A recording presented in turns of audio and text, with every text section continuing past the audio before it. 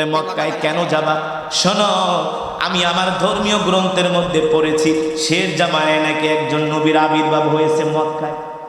ওই ব্যবসায়ী কাফেলা সবাই ছিল ইহুদি, একজন আর একজনকে খোঁচা মেরে পাইছি একটা। তুমি মক্কায় কেন যাবা? বলে আমি সেই শেষ নবী মুহাম্মদ সাল্লাল্লাহু আলাইহি সাল্লাম যার আবির্ভাব হয়েছে মক্কায়, আমাদের ধর্মীয় গ্রন্থ ইনজিলের ভিতরে আসছে, তার নাম হলো মুহাম্মদ ইবনে আব্দুল্লাহ। বলে তুমি তাকে কিভাবে চিনো? বলে আমি চিনি না, আমি শুনেছি আমার পাদ্রীর কাছে শেষ জামানায় নাকি নবী চলে আসছে মক্কায়, আমি তার কাছে যাব, তার হাতে হাত রেখে আমি কালেমা পড়ে মুসলমান হয়ে যাব। ইহুদি এক একজন বড় বড় ইহুদিদের নেতা বলে শোনো, ওরে কিছু বসতে দিও না, আমরা ওর থেকে বড় ধরনের একটা মুক্তিপণ আদায় করব, ওর কাছে অর্থবিত্ত যা আছে আমরা নিয়ে তাকে মক্কার বাজারে গোলাম হিসাবে বিক্রি করে দিব। তারা বুঝতে জানে, বলে ঠিক আছে, আমরা তোমাকে মক্কায় নিয়ে যাব।